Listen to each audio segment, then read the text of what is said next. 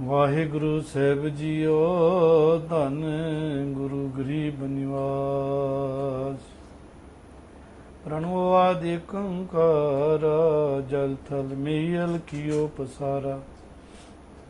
ਆਦਿ ਪੁਰਖ ਅਬਗਤ ਅਬਨਾਸ਼ੀ ਲੋਕ ਚਤਰ ਦਸ ਜੋਤ ਪ੍ਰਕਾਸ਼ੀ।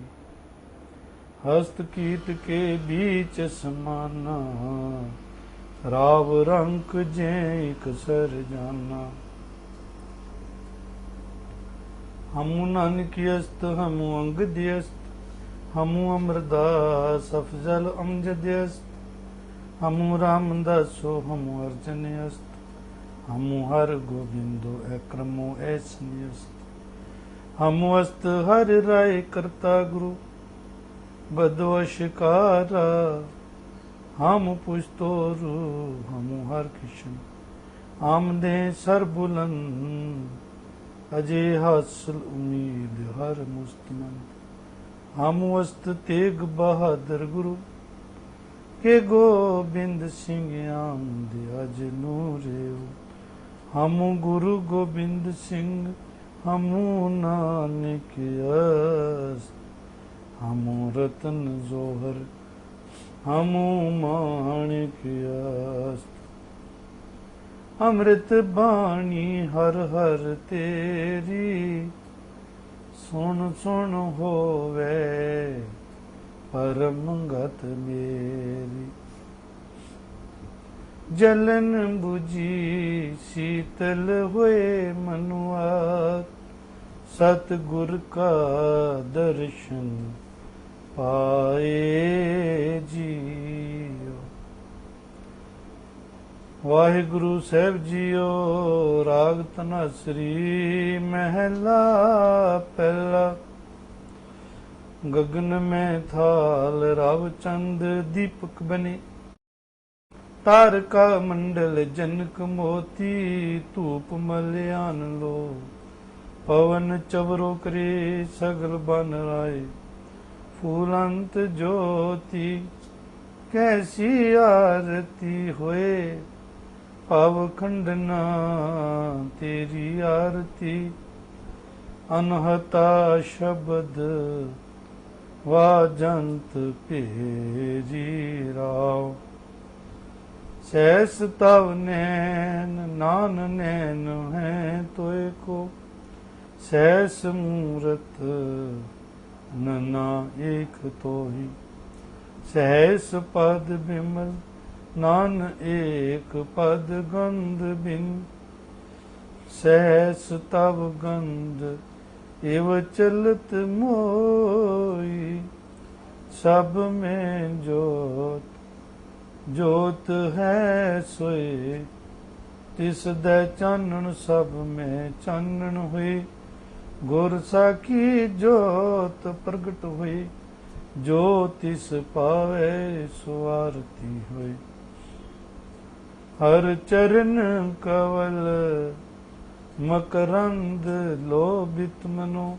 अन दिनो मोहे आई प्यासा। कृपा जल दे नानक सारंग को।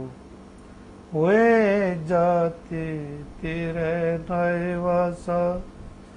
कृपा जल दे नानक सारंग को। वे जाते तेरे नाय वासा। वाहिगुरु जी का खालसा वाहिगुरु जी की फतेह। सोहला साहिब दी पावन पवित्र बाणी जिस दी विचार चल रही है। तीसरा शब्द गुरु गरीब निवास जी ने बख्शिश किया है। सोहला साहिब दी बाणी अंदर 5 शब्द जो महाराज ने हुक्म किया है कि सौण वेले ये 5 शब्द पढ़ के और इन्हां दी सेंस नूं मन विच धारण करके अगर कोई सो जाए तो उस दे अंदर कोई माड़ा ख्याल उत्पन्न नहीं हुंदा। माड़ा कोई सुपना नहीं आउंदा। उहदे इर्द गिर्द कोई माड़ी शक्ति घूम नहीं सकती।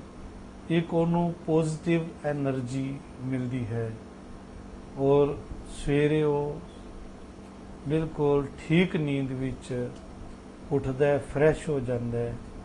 ਇਹ ਪਵਿੱਤਰ ਬਾਣੀ ਸਾਡੇ ਮਨ ਦੇ ਖਿਆਲਾਂ ਨੂੰ ਸੌਣ ਵੇਲੇ ਕੰਟਰੋਲ ਕਰਦੀ ਹੈ, ਸਾਡੇ ਮਨ ਦੇ ਖਿਆਲਾਂ ਨੂੰ ਭਟਕਣ ਨਹੀਂ ਦਿੰਦੀ। ਗੁਰੂ ਸਾਹਿਬ ਜੀ ਦਾ ਬਖਸ਼ਿਆ ਹੋਇਆ ਸੋਹਿਲਾ ਬਾਣੀ ਦਾ ਤੀਸਰਾ ਸ਼ਬਦ ਹੈ। 4 ਪਦਿਆਂ ਦਾ ਇਹ ਪਾਵਨ ਪਵਿੱਤਰ ਸ਼ਬਦ ਹੈ। ਇਸ ਨੂੰ ਅਸੀਂ ਆਰਤੀ ਦੇ ਵਿੱਚ ਵੀ ਪੜ੍ਹਦੇ ਹਾਂ। ਇਹ ਸ਼ਬਦ ਬਾਰੇ ਦੱਸਿਆ ਜਾਂਦਾ ਹੈ ਕਿ ਗੁਰੂ ਨਾਨਕ ਪਾਤਸ਼ਾਹ ਨੇ ਉੜੀਸਾ ਦੇ ਅੰਦਰ ਜਗਨਨਾਥਪੁਰੀ ਅੰਦਰ ਇਹ ਸ਼ਬਦ ਦਾ ਉਚਾਰਨ ਕੀਤਾ ਸੀ। ਇੱਕ ਸੱਚੀ ਆਰਤੀ ਕੀ ਹੁੰਦੀ ਹੈ ਇਹਦਾ ਗਿਆਨ ਦਿੱਤਾ ਸੀ। ਪੰਡਤ ਜੋ ਆਰਤੀ ਕਰ ਰਹੇ ਸਨ, ਉਸ ਆਰਤੀ ਨੂੰ ਪਾਤਸ਼ਾਹ ਨੇ ਰੱਦ ਕੀਤਾ, ਨਿਗਲੈਕਟ ਕੀਤਾ ਤੇ ਕਹਿੰਦੇ ਵੀ ਭਗਵਾਨ ਦੀ ਆਰਤੀ, ਜਗਨਨਾਥ ਦੀ ਆਰਤੀ, ਜਗਨਨਾਥ ਜਗ ਦਾ ਨਾਥ ਕੋਈ ਛੋਟਾ ਜਿਹਾ ਨਹੀਂ ਹੋ ਸਕਦਾ, ਕਿਸੇ ਮੂਰਤੀ 'ਚ ਉਹਨੂੰ ਬੰਦ ਨਹੀਂ ਕੀਤਾ ਜਾ ਸਕਦਾ। ਇਸ ਤਰ੍ਹਾਂ ਇਸ ਸ਼ਬਦ ਦਾ ਇਤਿਹਾਸਕ ਪਿਛੋਕੜ ਇਹ ਹੈ। ਇਹ ਸ਼ਬਦ ਜਦੋਂ ਰਵਿੰਦਰਨਾਥ ਟੈਗੋਰ ਨੇ ਸੁਣਿਆ, ਫਿਰ ਪੜ੍ਹਿਆ, ਫਿਰ ਵਿਚਾਰਿਆ। ਰਵਿੰਦਰਨਾਥ ਟੈਗੋਰ ਨੇ ਬੰਗਾਲ ਦਾ ਮਹਾਨ ਸੰਤ ਹੋਇਆ ਹੈ। ਇਸ ਨੇ ਇਸ ਦੇ ਬੜੇ ਵਧੀਆ ਅਰਥ ਕੀਤੇ ਨੇ, ਬੰਗਾਲੀ ਭਾਸ਼ਾ ਵਿੱਚ ਇਹਦੇ ਅਰਥ ਮਿਲਦੇ ਨੇ। ਰਵਿੰਦਰਨਾਥ ਟੈਗੋਰ ਬਹੁਤ ਵੱਡਾ ਪੋਇਟ ਸੀ। ਉਸਨੇ ਜਿਸਲੇ ਇਹ ਸ਼ਬਦ ਪੜ੍ਹਿਆ, ਇਹਨੂੰ ਵਿਚਾਰਿਆ, ਸਮਝਿਆ ਤੇ ਉਹਦੇ ਮੂੰਹ ਚੋਂ ਇਹ ਨਿਕਲੇ ਵਾਕ ਕਿ ਦੁਨੀਆ ਜਦੋਂ ਸਿਆਣੀ ਹੋਵੇਗੀ, ਪੂਰੇ ਸੰਸਾਰ ਦਾ ਇੱਕ ਗੀਤ ਹੋਵੇਗਾ ਜੋ ਗੁਰੂ ਨਾਨਕ ਪਾਤਸ਼ਾਹ ਨੇ ਉਚਾਰਿਆ ਹੈ। ਇਹ ਬ੍ਰਹਮੰਡੀ ਗੀਤ ਹੈ। ਪੂਰੇ ਸੰਸਾਰ ਦੀ ਸੂਚਨਾ ਇਹ ਸ਼ਬਦ ਵਿੱਚੋਂ ਸਾਨੂੰ ਮਿਲਦੀ ਹੈ ਕਿ ਕਿਸ ਤਰੀਕੇ ਨਾਲ ਰੱਬ ਇਸ ਪ੍ਰਿਥਵੀ 'ਚ ਬਿਰਾਜਮਾਨ ਹੈ, ਕਿਸ ਤਰੀਕੇ ਨਾਲ ਇਹ ਸਾਰੀ ਪ੍ਰਿਥਵੀ ਉਸ ਦੀ ਪਰਿਕਰਮਾ ਕਰ ਰਹੀ ਹੈ, ਉਹਦੇ ਆਲੇ ਦੁਆਲੇ ਘੁੰਮ ਰਹੀ ਹੈ, ਉਹਦਾ ਜਸ ਗਾ ਰਹੀ ਹੈ, ਉਹਦੀ ਵਡਿਆਈ ਕਰ ਰਹੀ ਹੈ, ਉਹਦੀ ਮਹਿਮਾ ਹਵਾ ਗਾ ਰਹੀ ਹੈ, ਪਾਣੀ ਗਾ ਰਿਹਾ ਹੈ। ਤੋ ਉਹਨਾਂ ਨੇ ਕਿਹਾ ਵੀ ਇਹ ਬ੍ਰਹਮੰਡੀ ਗੀਤ ਹੈ। ਉਹਨਾਂ ਨੇ ਆਪਣੀ ਜ਼ਿੰਦਗੀ ਵਿੱਚ ਅਨੇਕ ਗੀਤ ਲਿਖੇ ਨੇ, ਪਰ ਇਹ ਤੇ ਡਿਵਾਈਨ ਪੋਇਟਰੀ ਹੈ। ਇਸ ਤੋਂ ਬੜਾ ਪ੍ਰਭਾਵਿਤ ਹੋਇਆ ਟੈਗੋਰ, ਔਰ ਉਸ ਨੇ ਇਹ ਬਚਨ ਕਹੇ ਕਿ ਇਹ ਪੂਰੇ ਬ੍ਰਹਿਮੰਡ ਦਾ ਗੀਤ ਹੈ, ਜਿਹਦੇ 'ਚ ਸਾਨੂੰ ਪੂਰਾ ਬ੍ਰਹਿਮੰਡ ਦਿਖਦਾ ਹੈ। ਮੇਰਾ ਵਿਚਾਰ ਹੈ ਕਿ ਇਹ ਸ਼ਬਦ ਦੇ ਅੰਦਰ ਗੁਰੂ ਪਾਤਸ਼ਾਹ ਨੇ ਨਿਰਗੁਣ ਤੇ ਸਰਗੁਣ ਦੋਵਾਂ ਦਾ ਜੋੜ ਕੀਤਾ ਹੈ। ਨਿਰਗੁਣ ਦਾ ਮਤਲਬ ਹੁੰਦਾ ਹੈ ਕਿ ਉਹ ਪ੍ਰਮਾਤਮਾ ਜੋ ਸਾਨੂੰ ਦਿਖਦਾ ਨਹੀਂ ਹੈ ਪਰ ਮੌਜੂਦ ਹੈ, ਹੈਗਾ ਵੇ, ਇਹਨਾਂ ਅੱਖਾਂ ਨਾਲ ਸਾਨੂੰ ਨਹੀਂ ਦਿਖਦਾ, ਉਹਨੂੰ ਨਿਰਗੁਣ ਕਿਹਾ ਹੈ। ਤੇ ਜੋ ਦਿਖਦਾ ਹੈ ਉਹ ਹੈ ਉਹਦਾ ਸੰਸਾਰ, ਉਹਦੀ ਰਚਨਾ। ਉਹਦੀ ਰਚਨਾ ਨੂੰ ਦੇਖ ਕੇ ਪਤਾ ਚੱਲਦਾ ਹੈ ਕਿ ਇਹਦਾ ਕੋਈ ਰਚੈਤਾ ਹੈ। ਜਦੋਂ ਅਸੀਂ ਆਪਣੇ ਆਪ ਨੂੰ ਹੀ ਦੇਖਦੇ ਹਾਂ ਤੇ ਸਵਾਲ ਖੜਾ ਹੁੰਦਾ ਹੈ ਕਿ ਸਾਨੂੰ ਕਿਹਨੇ ਬਣਾਇਆ, ਸਾਨੂੰ ਕੌਣ ਚਲਾ ਰਿਹਾ ਹੈ, ਸਾਡਾ ਹਾਰਟ ਕੌਣ ਚਲਾ ਰਿਹਾ ਹੈ, ਸਾਡੇ ਅੰਦਰ ਖੂਨ ਦੌਰਾ ਕਰ ਰਿਹਾ ਹੈ, ਕੌਣ ਕਰ ਰਿਹਾ ਹੈ। ਰੋਟੀ ਖਾਂਦੇ ਹਾਂ, ਹਜਮ ਹੋ ਜਾਂਦੀ ਹੈ, ਆਪਣੇ ਆਪ ਤੱਤ ਆਪਣੀ ਆਪਣੀ ਜਗ੍ਹਾ ਪਹੁੰਚ ਜਾਂਦੇ ਨੇ। ਸਵਾਲ ਖੜਾ ਸੁੱਤੇ ਸਿੱਧ ਹੁੰਦਾ ਹੈ, ਆਪਣੇ ਆਪ ਨੀਂਦ ਆਉਂਦੀ ਹੈ, ਸਾਨੂੰ ਆਪਣੇ ਆਪ ਅਸੀਂ ਜਾਗ ਜਾਂਦੇ ਹਾਂ। ਦੇਖਿਆ ਜਾਏ ਤੇ ਸਭ ਕੁਝ ਹੋ ਰਿਹਾ, ਅਸੀਂ ਕੁਝ ਵੀ ਨਹੀਂ ਕਰ ਰਹੇ। ਨਾ ਅਸੀਂ ਸਾਂਸ ਲੈ ਰਹੇ ਹਾਂ, ਨਾ ਅਸੀਂ ਲੈ ਸਕਦੇ ਹਾਂ। ਸਾਂਸ ਆ ਰਹੇ ਨੇ, ਇਹ ਕਿਵੇਂ ਆ ਰਹੇ ਨੇ, ਕੌਣ ਇਹਨਾਂ ਨੂੰ ਲਿਆ ਰਿਹਾ ਹੈ? ਸੁੱਤੇ ਸਿੱਧ ਇੱਕ ਪ੍ਰਸ਼ਨ ਖੜਾ ਹੁੰਦਾ ਹੈ, ਪਰ ਇਸ ਪ੍ਰਸ਼ਨ ਦਾ ਜਵਾਬ ਵੀ ਹੈ। ਇਹ ਨਹੀਂ ਕਿ ਸਾਡੇ ਅੰਦਰ ਖਾਲੀ ਸਵਾਲ ਖੜਾ ਹੁੰਦਾ ਹੈ, ਹਰ ਸਵਾਲ ਦਾ ਜਵਾਬ ਹੈ, ਪਰ ਇਹ ਗੱਲ ਵੀ ਵੱਖਰੀ ਹੈ ਕਿ ਸਾਰੇ ਸਵਾਲਾਂ ਦਾ ਜਵਾਬ ਸਾਨੂੰ ਮਿਲ ਵੀ ਨਹੀਂ ਸਕਦਾ, क्योंकि असी लेना भी नहीं चाहते। जिस तरीके नाल सानू मिल सकता है ਉਹਦਾ ਸਾਨੂੰ तरीका भी नहीं पता।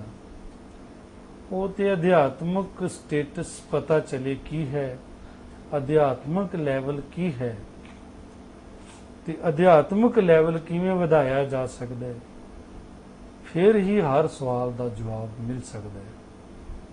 इस तो बगैर कौन देवे साडे सवालों के जवाब। बहुत सारे सवाल बस सवाल बन के ही रह जाते हैं। बनस्पति नूं वेखदे हाँ हरी भरी है, हैरान होंदे हाँ इन्हां पत्तियां च पानी किवें पहुंच गया, धरती विचों पानी खिंच के ऊपर किवें पहुंचा दिता गया। हैरान होंदे हाँ मिठे फल सानू मिलते हैं, इन्हां च मिठास किसने भर दी। अंब खांदे हाँ मिठा हुंदा है, अंब दे पत्ते मिठे नहीं होंदे, अंब दी टाहनी भी मिठी नहीं हुंदी, अंब दा पेड़ भी मिठा नहीं हुंदा, अंब दियां ते जड़ां भी मिठियां नहीं हुंदियां, पर अंब मिठा हुंदा है। संतरा मिठा हुंदा है, पर संतरे दे छिलका भी उपरला मिठा नहीं हुंदा। इथों तक कि संतरे दे विच बीज भी मिठे नहीं हुंदे, पर संतरा मिठा हुंदा है। ये की खेड है, किसने रची है, कौन है इहदा रिचैता। इहदा दर्शन पाया है भगतां ने, ਇਹਦਾ ਦਰਸ਼ਨ ਪਾਇਆ ਹੈ ਗੁਰੂਆਂ ਨੇ। ਖਾਲੀ ਪਾਇਆ ਹੀ ਨਹੀਂ, ਸਾਡੇ ਮੂਰਖਾਂ ਨੂੰ ਵੀ ਗਿਆਨ ਦਿੱਤਾ ਉਹਨਾਂ ਨੇ। ਕਾਸ਼ ਅਸੀਂ ਉਹਨਾਂ ਦੇ ਰਸਤੇ ਉੱਤੇ ਤੁਰ ਕੇ ਅਸੀਂ ਵੀ ਉਸ ਨੂੰ ਜਾਣ ਸਕੀਏ ਜਿਹੜਾ ਸਾਡੇ ਅੰਦਰ ਹੀ ਵਿਰਾਜਮਾਨ ਹੈ, ਜਿਹੜਾ ਸਾਡੇ ਬਾਹਰ ਵੀ ਵਿਰਾਜਮਾਨ ਹੈ, ਜਿਹਦੇ ਬਿਨਾਂ ਕੁਝ ਵੀ ਨਹੀਂ ਹੋ ਸਕਦਾ। ਤੋ ਇਸ ਸ਼ਬਦ ਦੇ ਅੰਦਰ ਦੋਵੇਂ ਗੱਲਾਂ ਦੱਸੀਆਂ ਨੇ ਕਿ ਜਿਹੜਾ ਰਚੈਤਾ ਹੈ ਰੱਬ ਹੈ ਉਹ, ਤੇ ਜਿਹੜੀ ਉਹਦੀ ਰਚਨਾ ਹੈ ਉਹ। निर्गुण ते सरगुण दोवां दा जिक्र किया गुरु पातशाह ने। और लास्ट भी जाके फिर एक अरदास की है परमेश्वर अगे, उस सर्व शक्तिमान अगे एक बेनती की है। और शब्द की विचार सांझी करते हाँ कि गुरु पातशाह इस शब्द के अंदर की बख्शिश कर रहे ने। प्यार नाल आखो सतनाम श्री वाहेगुरु, सतनाम श्री वाहेगुरु, सतनाम श्री वाहेगुरु। सब तो पहला इस शब्द के रहाव नूं लवांगे। शब्द की जदों भी विचार करनी होवे ते उहदे रहाव नूं लैना चाहिए। लास्ट विच आंदा रहाव। रहाव तो उपरलियां लाइनां जिहड़ियां ने ये रहाव हुंदा है। रहाव तो बाद दीयां लाइनां नूं रहाव नहीं कहना। रहाव तो पहले जिहड़ियां लाइनां ने उन्हां नूं रहाव कहा जांदा है।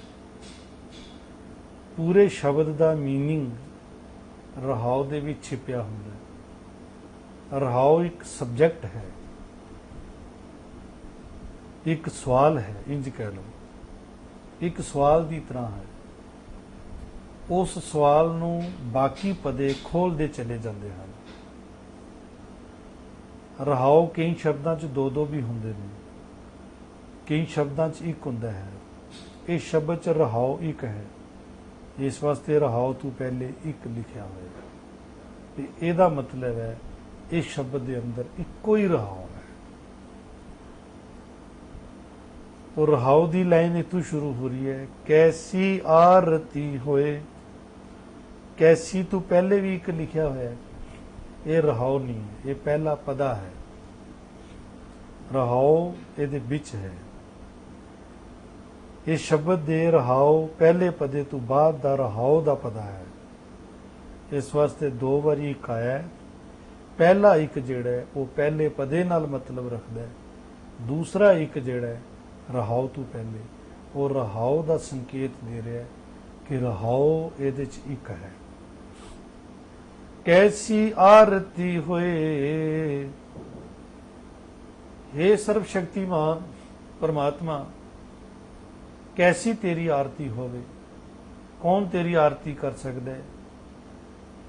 हे मालिक परमात्मा, तेरी आरती कोई भी मनुखी जीव नहीं कर सकता। ਭਵ ਖੰਡਣਾ ਤੇਰੀ ਆਰਤੀ।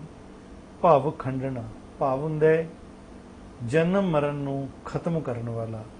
ਜਨਮ ਤੇ ਮਰਨ ਦੀ ਜਿਹੜੀ ਸ਼ੰਖਲਾ ਹੈ,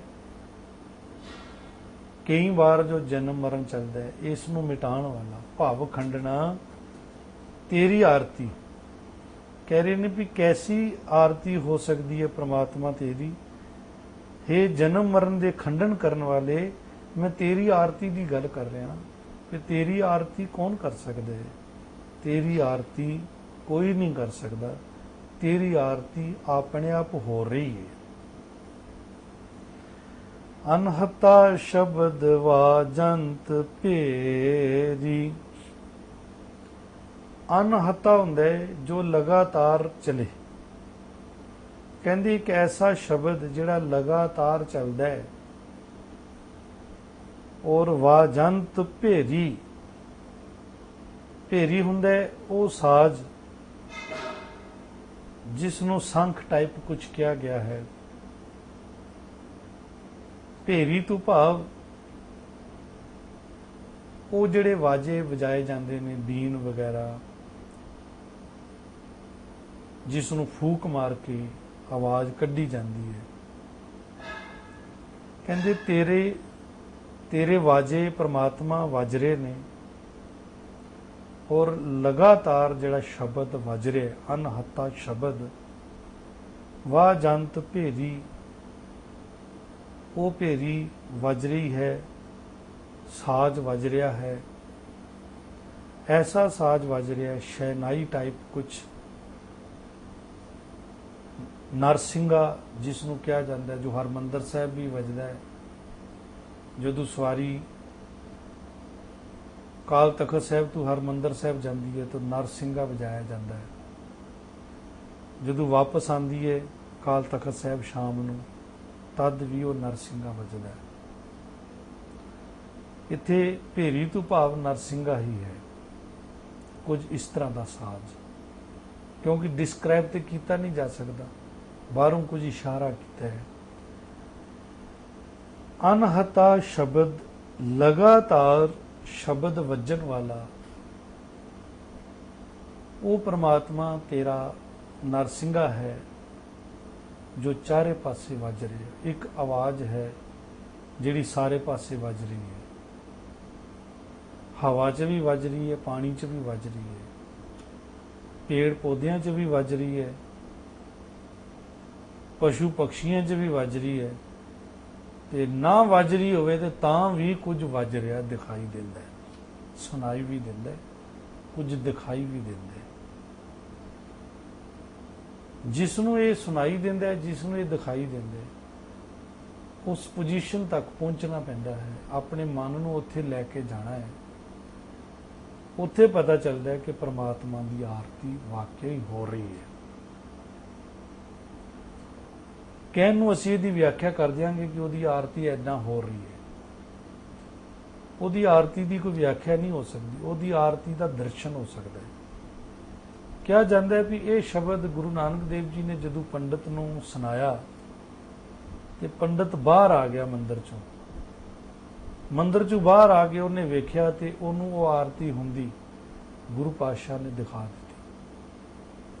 ਇਹ ਆਰਤੀ ਸ਼ਾਇਦ ਅਸੀਂ ਦੇਖੀ ਨਾ ਹੋਵੇ ਹੁੰਦੀ ਹੋਈ, ਪਰ ਇਹਦਾ ਜ਼ਿਕਰ ਕਰ ਰਹੇ ਨੇ ਵੀ ਲਗਾਤਾਰ ਜਿਹੜਾ ਸ਼ਬਦ ਵੱਜ ਰਿਹਾ ਹੈ, ਹਵਾ 'ਚ ਵੱਜ ਰਿਹਾ ਹੈ, ਪਾਣੀ 'ਚ ਵੱਜ ਰਿਹਾ ਹੈ, ਸਾਨੂੰ ਸੁਣਾਈ ਨਹੀਂ ਦੇ ਰਿਹਾ ਪਰ ਉਹ ਵੱਜ ਰਿਹਾ ਹੈ। ਉਹ ਭੇਰੀ ਵੱਜ ਰਹੀ ਹੈ, ਉਹ ਨਰਸਿੰਘਾ ਵੱਜ ਰਿਹਾ ਹੈ। ਪਰ ਨਰਸਿੰਘਾ ਤੇ ਅਸੀਂ ਵਜਾਵਾਂਗੇ ਤੇ ਵੱਜੇਗਾ, ਪਰ ਉਹ ਨਰਸਿੰਘਾ ਹਰ ਵੇਲੇ ਵੱਜ ਰਿਹਾ ਹੈ। ਉਹ ਤੇ ਭੇਰੀ ਹਰ ਵੇਲੇ ਹੀ ਵੱਜ ਰਹੀ ਹੈ। ਉਸ ਨੂੰ ਕੋਈ ਨਹੀਂ ਵਜਾ ਰਿਹਾ, ਉਹ ਕੁਦਰਤ ਦੇ ਅੰਦਰ ਆਪਣੇ ਆਪ ਵੱਜ ਰਹੀ ਹੈ। ਉਹੀ ਆਰਤੀ ਹੋ ਰਹੀ ਹੈ। ਉਸ ਆਰਤੀ ਦਾ ਦਰਸ਼ਨ ਕਿਵੇਂ ਹੋਵੇ, ਇਹਨੂੰ ਅੱਗੇ ਖੋਲਣਗੇ ਮਹਾਰਾਜ। ਇੱਥੇ ਸਿਰਫ ਇਹੀ ਕਿਹਾ ਕਿ ਇਹ ਪ੍ਰਮਾਤਮਾ ਤੇਰੀ ਆਰਤੀ ਬਾਹਰ ਦੇ ਕਿਸੇ ਸਿਸਟਮ ਨਾਲ ਨਹੀਂ ਹੋ ਸਕਦੀ, ਬਾਹਰ ਦੀਆਂ ਮਨੋਬਿਰਤੀਆਂ ਨਾਲ ਵੀ ਨਹੀਂ ਹੋ ਸਕਦੀ। ਉਹ ਆਰਤੀ ਮਨ ਨੂੰ ਵਸ ਕਰਕੇ, ਮਨੋਬਿਰਤੀਆਂ ਨੂੰ ਕਾਬੂ ਕਰਕੇ ਆਪਣੇ ਅੰਦਰ ਹੀ ਔਰ ਆਪਣੇ ਬਾਹਰ ਵੀ ਉਸ ਆਰਤੀ ਨੂੰ ਦੇਖਿਆ ਜਾ ਸਕਦਾ। ਜਦੋਂ ਉਸ ਪੰਡਤ ਨੂੰ ਗੁਰੂ ਪਾਤਸ਼ਾਹ ਨੇ ਰੱਬ ਦੀ ਆਰਤੀ ਹੁੰਦੀ ਦਿਖਾਈ ਤੇ ਉਹ ਪੰਡਤ ਜਿਹੜਾ ਸੀ ਗੁਰੂ ਨਾਨਕ ਪਾਤਸ਼ਾਹ ਦੇ ਚਰਨੀ ਪੈ ਗਿਆ ਔਰ ਉਸੇ ਵੇਲੇ ਉਹ ਸਿੱਖ ਬਣ ਗਿਆ ਸੀ। ਉਹਨੇ ਕਿਹਾ ਮੈਨੂੰ ਸੱਚਾ ਗੁਰੂ ਮਿਲ ਗਿਆ, ਹੁਣ ਤੱਕ ਮੈਂ ਜਿੰਨੀਆਂ ਆਰਤੀਆਂ ਕੀਤੀਆਂ ਨੇ ਉਹ ਝੂਠੀਆਂ ਨੇ, ਸੱਚੀ ਆਰਤੀ ਤੇ ਹੋ ਰਹੀ ਹੈ ਤੇ ਮੈਂ ਉਸੇ ਗੁਰੂ ਦਾ ਸਿੱਖ ਹੀ ਕਿਉਂ ਨਾ ਬਣ ਜਾ ਜਿਸ ਨੇ ਇਹ ਆਰਤੀ ਮੈਨੂੰ ਹੁੰਦੀ ਹੋਈ ਦਿਖਾਈ ਹੈ। ਪਹਿਲੇ ਪਦ ਚ ਕਹਿ ਰਹੇ ਨੇ ਕਿ ਉਹ ਆਰਤੀ ਕੈਸੀ ਹੋ ਰਹੀ ਹੈ, ਇਹਦਾ ਇੱਕ ਇਸ਼ਾਰਾ ਦਿੱਤਾ ਹੈ। ਗगन में थाल रव चंद दीपक बने। गगन मने आकाश, ये जिहड़ा आकाश है ये तो मेरे लिए थाल है। गुरु पातशाह कहते ने ये थाल है। जदों मूर्ति अगे आरती करते हैं एक थाल लेंदे ने, उस थाल दे विच दीवे बाल लेंदे ने ते फिर उस थाल विच कुछ मोती भी रख लेंदे ने, कुछ फुल रख लेंदे ने, कोई धूप बाल लेंदे ने। गुरु पातशाह कहते ने मैं भी रब की आरती देख रहा हाँ, वो किवें हो रही है। कहते मेरे लिए ते थाल ही आकाश है, गगन है, ਇਹਦੇ अंदर रव चंद सूरज ते चंद्रमा, रव रवि सूरज, सूरज ते चंद्रमा दीपक बने हुए ने।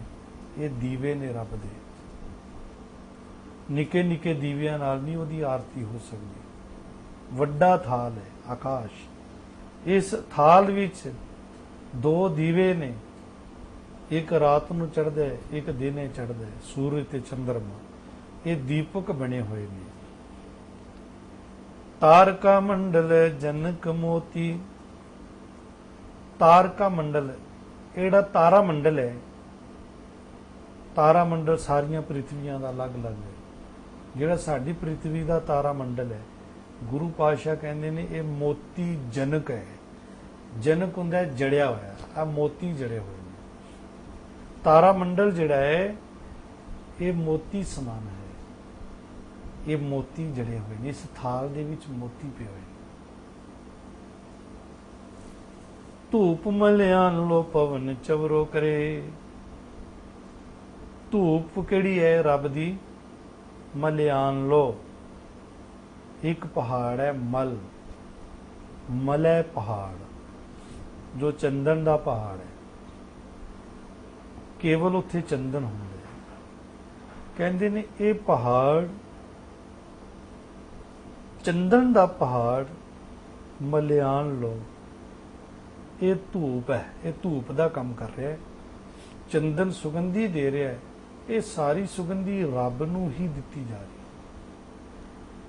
इस तरीके दे नाल इस आरती विच सारी समग्री पहले ही बनी हुई है, पहले ही शामिल है। सारा चंदन मलियान लो, चंदन का पहाड़ ये धूप है। पवन चवरो करे, चवर भी करते हैं। कहते पवन चवर कर रही है, कदी किसी पासे कदी किसी पासे। हवा अनेक रुख बदलती है, ये ते चवर की तरह है। ते सगल बन राय, सारी बन राय बनस्पति, फूलंत ज्योति, ये ते फुल्लां दी माला है, फूलंत ज्योति।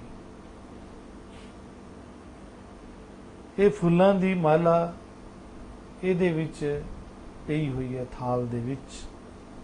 ਇਹ ਹੈ ਰੱਬ ਦੀ ਜੋਤੀ, ਇਹ ਹੈ ਰੱਬ ਦੀ ਆਰਤੀ, ਇਹ ਹੈ ਰੱਬ ਦੀ ਆਰਤੀ ਦਾ ਸਾਰਾ ਸਮੱਗਰੀ ਦਾ ਜਿਹੜਾ ਸਿਸਟਮ ਆਰਤੀ ਵਿੱਚ ਲਈ ਜਾਂਦੀ ਸਮੱਗਰੀ, ਇਹ ਸਾਰੀ ਸਮੱਗਰੀ ਹੈ। पहले पदे निराकार प्रभु की आरती कर रही है सारी कायनात, सारी रचना ये दसी है। अगले पदे कहने सहस तव नैन ਨਾਨ ਨੈਣ ਹੈ ਤੋਹੇ ਕੋ। ਸੈਸ ਹੁੰਦਾ ਹੈ ਹਜ਼ਾਰ, ਸੰਸਕ੍ਰਿਤ ਦਾ ਲਫ਼ਜ਼ ਹੈ ਹਜ਼ਾਰ। ਹਜ਼ਾਰਾਂ ਤੇਰੇ ਨੈਣ ਨੇ, ਅੱਖਾਂ ਨੇ।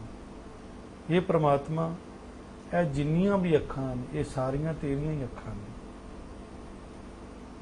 ਹਜ਼ਾਰਾਂ ਤੇਰੀਆਂ ਅੱਖਾਂ ਨੇ। ਨਾਨ ਨੈਣ ਹੈ ਤੋਏ ਕੋ, ਪਰ ਉਂਝ ਤੇਰੀ ਕੋਈ ਵੀ ਅੱਖ ਨਹੀਂ ਹੈ। ਭਾਵੇਂ ਕਿ ਸੰਸਾਰ ਦੇ ਵਿੱਚ ਵੇਖੀਏ, ਜਿੰਨੀਆਂ ਅੱਖਾਂ ਨੇ ਬੰਦਿਆਂ ਦੀਆਂ, ਜਾਨਵਰਾਂ ਦੀਆਂ, ਪਕਸ਼ੀਆਂ ਦੀਆਂ, ਇਹ ਸਾਰੀਆਂ ਅੱਖਾਂ ਤੇਰੀਆਂ ਹੀ ਹਨ। ਇਹ ਸਾਰੀਆਂ ਅੱਖਾਂ ਨਾਲ ਤੂੰ ਹੀ ਦੇਖ ਰਿਹਾ। ਪਰ ਜੇ ਤੈਨੂੰ ਨਿਰਾਕਾਰ 'ਚ ਦੇਖੀਏ, ਤੇਰੀ ਕੋਈ ਅੱਖ ਨਹੀਂ। ਇਸ ਲਈ ਇਹਨੂੰ ਅਸੀਂ ਆਮ ਜਲਦੀ 'ਚ ਪੜ੍ਹ ਜਾਂਦੇ ਹਾਂ। ਇਹਦੇ ਅਰਥ ਸਮਝਣੇ ਹੋਣ ਤੇ ਫਿਰ ਜਿੱਥੇ ਸਟਾਪ ਦੇਣਾ ਹੈ, ਜਿੱਥੇ ਵਿਸਰਾਮ ਦੇਣਾ ਹੈ, ਉੱਥੇ ਵਿਸਰਾਮ ਦਿਆਂਗੇ, ਅਰਥ ਸਪਸ਼ਟ ਹੋ ਜਾਣਗੇ। ਸਹਿਸ ਤੇ ਰੁਕਣਾ, ਸਹਿਸ ਤਵ ਨੈਣ, ਹਜ਼ਾਰਾਂ ਤੇਰੇ ਨੈਣ ਨੇ। ਨਨ ਨੈਣ, ਨਨ ਨਹੀਂ ਹਨ, ਨੈਣ ਹੈ ਤੋਏ ਕੋ। ਹਜ਼ਾਰਾਂ ਤੇਰੀਆਂ ਅੱਖਾਂ ਨੇ, ਪਰ ਨਹੀਂ ਹੈ ਤੇਰੀ ਕੋਈ ਅੱਖ। ਨਿਰਾਕਾਰ ਰੂਪ ਚ ਤੇਰੀ ਕੋਈ ਅੱਖ ਨਹੀਂ ਹੈ। ਆਕਾਰ ਰੂਪ ਚ ਤੇਰੀਆਂ ਸਾਰੀਆਂ ਅੱਖਾਂ ਨੇ, ਪਰ ਨਿਰਾਕਾਰ ਰੂਪ ਚ ਤੇਰੀ ਕੋਈ ਅੱਖ ਨਹੀਂ। ਸਹਿਸ ਮੂਰਤ, ਹਜ਼ਾਰਾਂ ਤੇਰੀਆਂ ਮੂਰਤਾਂ ਨੇ, ਪਰ ਨਾਨਾ ਏਕ ਤੋ ਹੀ, ਨਹੀਂ ਹੈ ਇੱਕ ਵੀ ਤੇਰੀ ਮੂਰਤ। ਅਸੀਂ ਸਾਰੀਆਂ ਮੂਰਤੀਆਂ ਹਾਂ, ਉਹਦੀਆਂ ਹੀ ਤੇ ਮੂਰਤੀਆਂ, ਹੋਰ ਕੀ ਹੈ। ਹਰ ਬੰਦਾ ਉਹਦੀ ਮੂਰਤ ਹੈ, ਹਰ ਜਾਨਵਰ ਉਹਦੀ ਮੂਰਤ ਹੈ। ਛੋਟੇ ਤੋਂ ਛੋਟਾ ਜੀਵ ਵੀ ਉਸ ਦੀ ਮੂਰਤ ਹੈ। ਇਹ ਉਹਦੀਆਂ ਹੀ ਮੂਰਤਾਂ ਨੇ, ਪਰ ਨਿਰਾਕਾਰ ਰੂਪ ਚ ਕੋਈ ਤੇਰੀ ਮੂਰਤ ਨਹੀਂ। ਸਹਿਸ ਪਦ ਬਿਮਲ, ਨਨ ਏਕ ਪਦ ਗੰਧ ਬਿਨ। ਸਹਿਸ ਤਵ ਗੰਧ ਇਵ ਚਲਤ ਮੋਹੀ। ਸਹਿਸ ਪਦ ਬਿੰਬਲ, ਹਜ਼ਾਰਾਂ ਤੇਰੇ ਪਦ ਪੈਰ,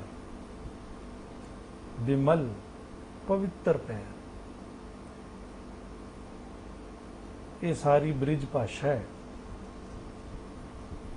ਜੋ ਇਸ ਸ਼ਬਦ ਦੇ ਵਿੱਚ ਦਿੱਤੀ ਗਈ ਹੈ। ਪਦ ਬਿਮਲ, ਬਿਮਲ ਹੁੰਦਾ ਪਵਿੱਤਰ, ਜਿਹਨੂੰ ਮੈਲ ਨਾ ਲੱਗੇ, ਬਿਮਲ। ਮਲ ਮੈਲ ਤੇ ਬਿਮਲ ਬਿਨਾ ਮੈਲ ਤੋਂ। ਕਹਿੰਦੇ ਹਜ਼ਾਰਾਂ ਤੇਰੇ ਬਿਨਾ ਮੈਲ ਤੋਂ ਤੇਰੇ ਪੈਰ ਨੇ। ਭਾਵ ਕਿ ਸਾਰੇ ਪੈਰ ਤੇਰੇ ਨੇ, ਪਵਿੱਤਰ ਪੈਰ ਤੇਰੇ ਨੇ, ਪਰ ਨਹੀਂ ਹੈ ਤੇਰਾ ਇੱਕ ਵੀ। ਸਹਿਸ ਪਦ ਬਿਮਲ ਨਨ ਏਕ ਪਦ ਗੰਧ ਬਿਨ। ਗੰਧ, ਗੰਧ ਨਾਸ਼ਕਾ, ਨੋਜ਼। ਅਨੇਕਾਂ ਹੀ ਤੇਰੇ ਨੱਕ ਨੇ, ਹਜ਼ਾਰਾਂ ਤੇਰੇ ਨੱਕ ਨੇ, ਪਰ ਸਹਿਸ ਤਵ ਗੰਧ, ਹਜ਼ਾਰਾਂ ਤੇਰੇ ਗੰਧ ਨੱਕ ਨੇ, ਪਰ ਬਿਨਾ ਨੱਕ ਤੋਂ ਵੀ ਹੈ ਤੂੰ। ਆਕਾਰ ਰੂਪ ਚ ਤੇਰੇ ਅਨੇਕਾਂ ਨੱਕ ਨੇ, ਪਰ ਨਿਰਾਕਾਰ ਵਿੱਚ ਤੇਰਾ ਕੋਈ ਵੀ ਨੱਕ ਨਹੀਂ ਹੈ। ਪਹਿਲਾਂ ਪੈਰਾਂ ਦੀ ਗੱਲ ਕੀਤੀ ਹੈ, ਉਸ ਤੋਂ ਪਹਿਲੇ ਅੱਖਾਂ ਦੀ ਗੱਲ ਕੀਤੀ ਹੈ, ਉਸ ਤੋਂ ਬਾਅਦ ਮੂਰਤ ਦੀ ਗੱਲ ਕੀਤੀ ਹੈ, ਮੂਰਤੀਆਂ ਦੀ ਗੱਲ ਕੀਤੀ ਹੈ, ਉਸ ਤੋਂ ਬਾਅਦ ਪੈਰਾਂ ਦੀ ਗੱਲ ਕੀਤੀ ਹੈ। ਏਕ ਪਦ ਗੰਧ ਬਿਨ, ਇੱਕ ਵੀ ਤੇਰਾ ਪੈਰ ਨਹੀਂ ਹੈ ਔਰ ਨਾਕਸ਼ਾ ਨਹੀਂ ਹੈ, ਪਰ ਹਜ਼ਾਰਾਂ ਤੇਰੀਆਂ ਹੀ ਨਾਕਸ਼ਾਂ ਹਨ। ਇਵ ਚਲਤ ਮੋਹੀ, ਇਹ ਮੈਂ ਚਲਤ ਵੇਖ ਕੇ, ਕੋਤਕ ਵੇਖ ਕੇ ਮੋਹਿਤ ਹੋਈ ਹਾਂ। ਜਦੋਂ ਪ੍ਰਮਾਤਮਾ ਤੈਨੂੰ ਮੈਂ ਨਿਰਗੁਣ ਤੇ ਸਰਗੁਣ ਚ ਵੇਖਦਾ ਹਾਂ, ਤੇ ਮਹਾਰਾਜ ਕਹਿੰਦੇ ਵੀ ਮੈਂ ਬਹੁਤ ਮੋਹਿਤ ਹੋ ਗਿਆ ਇਹ ਤੇਰਾ ਦ੍ਰਿਸ਼ ਵੇਖ ਕੇ ਕਿ ਨਿਰਾਕਾਰ ਵਿੱਚ ਤੇਰੀ ਕੋਈ ਮੂਰਤ ਹੀ ਨਹੀਂ ਹੈ, ਆਕਾਰ ਰੂਪ 'ਚ ਸਾਰੀਆਂ ਹੀ ਤੇਰੀਆਂ ਮੂਰਤਾਂ ਨੇ। ਇਦਾਂ ਨਿਰਾਕਾਰ ਤੇ ਆਕਾਰ ਦਾ ਇੱਥੇ ਜੋੜ ਕੀਤਾ ਹੈ। ਇੱਥੇ ਅਸੀਂ ਇਹ ਵੀ ਕਹਿ ਸਕਦੇ ਹਾਂ ਰੱਬ ਦੀ ਕੋਈ ਮੂਰਤ ਬਣਾਉਂਦਾ ਹੈ ਤੇ ਉਹ ਬੇਵਕੂਫ ਹੈ, ਮੂਰਖ ਹੈ, ਝੱਲਾ ਹੈ। ਉਹਨੂੰ ਇਹ ਨਹੀਂ ਪਤਾ ਕਿ ਨਿਰਾਕਾਰ ਹੈ ਜਿਹੜਾ ਉਹਦੀ ਕੀ ਮੂਰਤ ਬਣਾਣੀ ਹੈ। ਤੇ ਅਗਰ ਉਹਦੀ ਮੂਰਤ ਬਣਾਣੀ ਹੀ ਹੈ ਤੇ ਕਮ ਸੇ ਕਮ ਇੰਨਾ ਤੇ ਸੋਚ ਲਓ ਵੀ ਤੂੰ ਉਹਦੀ ਮੂਰਤ ਹੀ ਹੈਗਾ ਵੇਂ, ਹੋਰ ਮੂਰਤ ਕਿਹੜੀ ਬਣਾਣੀ ਹੈ। ਜਿਹੜੀਆਂ ਮੂਰਤਾਂ ਉਹਨੇ ਬਣਾਉਣੀਆਂ ਉਹਨੇ ਬਣਾ ਹੀ ਦਿੱਤੀਆਂ ਨੇ, ਸਾਰੀਆਂ ਉਹਦੀਆਂ ਹੀ ਮੂਰਤਾਂ ਹੈਗੀਆਂ ਨੇ। ਕਮਾਲ ਦੀ ਗੱਲ ਹੈ ਕਿ ਰੱਬ ਨੇ ਸਾਨੂੰ ਬਣਾਇਆ ਹੈ, ਅਸੀਂ ਰੱਬ ਨੂੰ ਬਣਾਉਣ ਤੁਰ ਪੈਂਦੇ ਹਾਂ। ਰੱਬ ਨੇ ਸਾਡੀ ਮੂਰਤ ਬਣਾਈ ਹੈ ਤੇ ਅਸੀਂ ਕਹਿੰਦੇ ਹੁਣ ਰੱਬ ਜੀ ਅਸੀਂ ਤੇਰੀ ਵੀ ਮੂਰਤ ਬਣਾਵਾਂਗੇ। ਭਲਾ ਅਸੀਂ ਰੱਬ ਦੀ ਮੂਰਤ ਬਣਾ ਸਕਾਂਗੇ? ਕੋਈ ਵੀ ਮੂਰਤ ਰੱਬ ਦੀ ਨਹੀਂ ਬਣਾ ਸਕਦਾ। ਇੱਥੇ ਮੂਰਤੀ ਪੂਜਾ ਤੋਂ ਵੀ ਮਹਾਰਾਜ ਇੱਕ ਕਿਸਮ ਨਾਲ ਵਰਜਿਤ ਕਰ ਰਹੇ ਨੇ ਕਿ ਅਸੀਂ ਸਾਰੇ ਉਹਦੀਆਂ ਮੂਰਤਾਂ ਹੈਗੀਆਂ ਵਾ ਤੇ ਉਹ ਇੰਨੀਆਂ ਮੂਰਤਾਂ ਬਣਾਉਣ ਵਾਲਾ ਹੈ, ਕੋਈ ਮੂਰਤ ਉਸ ਦੀ ਮੂਰਤ ਬਣਾ ਵੀ ਨਾ ਸਕੇਗੀ ਤੇ ਕੋਈ ਹੈ ਵੀ ਹੀ ਨਹੀਂ ਹੈ। ਤੇ ਜੇ ਹੈਗੀ ਹੈ ਤੇ ਫਿਰ ਇਸ ਤਰੀਕੇ ਨਾਲ ਮੰਨੋ ਕਿ ਆਕਾਰ 'ਚ ਉਹਦੀਆਂ ਮੂਰਤਾਂ ਨੇ, ਨਿਰਾਕਾਰ 'ਚ ਉਹਦੀ ਕੋਈ ਮੂਰਤ ਨਹੀਂ। ਇਸ ਤੋਂ ਅੱਗੇ ਕਹਿੰਦੇ ਹਨ ਤੀਸਰੇ ਪਦੇ 'ਚ ਸਭ ਮੈਂ ਜੋਤ ਜੋਤ ਹੈ ਸੋਏ। ਸਾਰਿਆਂ ਦੇ ਅੰਦਰ ਵਾਹਿਗੁਰੂ ਦੀ ਜੋਤ ਹੈ ਔਰ ਜੋਤ ਹੈ ਸੋਏ। ਜੋਤ ਹੀ ਉਸ ਦੀ ਸੋਏ ਖਬਰ ਦੇ ਰਹੀ ਹੈ। ਕੌਣ ਹੈ ਸਾਡੇ ਅੰਦਰ ਕਿ ਸਾਡੀਆਂ ਅੱਖਾਂ ਵੀ ਕੰਮ ਕਰ ਰਹੀਆਂ ਨੇ, ਸਾਡੇ ਹੱਥ ਵੀ ਕੰਮ ਕਰ ਰਹੇ ਨੇ। ਕੌਣ ਹੈ ਸਾਡੇ ਅੰਦਰ ਜਿਹਦੀ ਕਰਕੇ ਸਾਰਾ ਕੁਝ ਹੋ ਰਿਹਾ ਹੈ। ਇੱਕ ਬੰਦਾ ਜਦੋਂ ਮਰ ਜਾਂਦਾ ਹੈ, ਸਾਡੀ ਭਾਸ਼ਾ 'ਚ ਇਹ ਮਰ ਗਿਆ, ਇਹ ਸਾਡੀ ਭਾਸ਼ਾ ਹੈ। ਬੰਦੇ ਦੀਆਂ ਅੱਖਾਂ ਵੀ ਠੀਕ ਨੇ, ਦੰਦ ਵੀ ਠੀਕ ਨੇ, ਹੱਥ ਪੈਰ ਵੀ ਠੀਕ ਨੇ, ਪਰ ਇਹ ਬੋਲ ਨਹੀਂ ਪਾ ਰਿਹਾ। ਕੌਣ ਸੀ ਅੰਦਰ ਜਿਹਦੀ ਕਰਕੇ ਅੱਖਾਂ ਵੀ ਕੰਮ ਕਰ ਰਹੀਆਂ ਸਨ, ਮੂੰਹ ਵੀ ਕੰਮ ਕਰ ਰਿਹਾ ਸੀ, ਹੱਥ ਪੈਰ ਵੀ ਚੱਲ ਰਿਹਾ ਸੀ? ਕੌਣ ਸੀ? ਧਰਮ ਨੇ ਉਹਨੂੰ ਜੋਤ ਕਿਹਾ। ਸਾਡੇ ਅੰਦਰ ਇੱਕ ਜੋਤ ਹੈ। ਸਾਡੇ ਅੰਦਰ ਨਾ ਕਹੀਏ ਅਸੀਂ ਇੱਕ ਜੋਤ ਹਾਂ। ਇਹ ਸਰੀਰ ਇਦਾਂ ਹੀ ਹੈ ਜਿਵੇਂ ਇੱਕ ਘਰ ਹੈ। ਅਸੀਂ ਘਰ ਨਹੀਂ ਹਾਂ, ਘਰ 'ਚ ਰਹਿਣ ਵਾਲੇ ਹਾਂ। ਇਹ ਸਰੀਰ ਘਰ ਹੈ, ਘਰ ਦੇ ਵਿੱਚ ਅਸੀਂ ਰਹਿਣ ਵਾਲੇ ਹਾਂ, ਪਰ ਸਾਨੂੰ ਇਹ ਪਤਾ ਨਹੀਂ ਕਿ ਅਸੀਂ ਘਰ 'ਚ ਰਹਿਣ ਵਾਲੇ ਹਾਂ। ਸਾਨੂੰ ਅਗਰ ਇਹ ਪਤਾ ਚੱਲ ਜੇ ਕਿ ਅਸੀਂ ਘਰ ਦੇ ਵਿੱਚ ਰਹਿਣ ਵਾਲੇ ਹਾਂ, ਸਾਨੂੰ ਉਹਦਾ ਦਰਸ਼ਨ ਹੋ ਜਾਏਗਾ। ਪਰ ਇਹੀ ਤੇ ਪਤਾ ਕਰਨੇ ਗੁਰੂ ਸਾਹਿਬ ਇੱਥੇ ਦੱਸ ਰਹੇ ਨੇ ਕਿ ਸਾਰਿਆਂ ਦੇ ਅੰਦਰ ਉਹਦੀ ਜੋਤ ਹੈ। ਕੀਟ ਪਤੰਗਿਆਂ 'ਚ ਵੀ ਉਹਦੀ ਜੋਤ ਹੈ। ਨਿੱਕੀ ਜੀ ਕੀੜੀ ਵੀ ਦੌੜ ਰਹੀ ਹੈ, ਚੱਲ ਰਹੀ ਹੈ, ਉਹਦੇ ਅੰਦਰ ਜੋਤ ਹੈ। ਉਹ ਜੋਤ ਕਰਕੇ ਚੱਲ ਰਹੀ ਹੈ। ਜੋਤ ਨਿਕਲ ਜਾਏ ਕੋਈ ਵੀ ਨਹੀਂ ਚੱਲ ਸਕਦਾ। ਸਭ ਮੈਂ ਜੋਤ ਜੋਤ ਹੈ ਸੋਏ, ਤਿਸ ਦੇ ਚਾਨਣ ਸਭ ਮੈਂ ਚਾਨਣ ਹੋਏ। ਉਸ ਦੇ ਚਾਨਣ ਨਾਲ ਹੀ ਸਭ ਵਿੱਚ ਚਾਨਣ ਹੋਇਆ ਪਿਆ। ਚਾਨਣ ਤੋਂ ਭਾਵ ਹੈ ਕਿ ਉਹ ਜੋਤ ਦਾ ਹੀ ਕਮਾਲ ਹੈ ਕਿ ਅੰਦਰ ਜੋਤ ਹੈ ਤੇ ਬੰਦਾ ਬੁਰਾ ਵੀ ਕਰ ਸਕਦਾ ਤੇ ਚੰਗਾ ਵੀ ਕਰ ਸਕਦਾ। ਅੰਦਰ ਜੋਤ ਨਾ ਹੋਵੇ, ਨਾ ਚੰਗਾ ਕਰ ਪਾਏਗਾ ਨਾ ਬੁਰਾ ਕਰ ਪਾਏਗਾ। ਕਿਵੇਂ ਕਰ ਪਾਏਗਾ?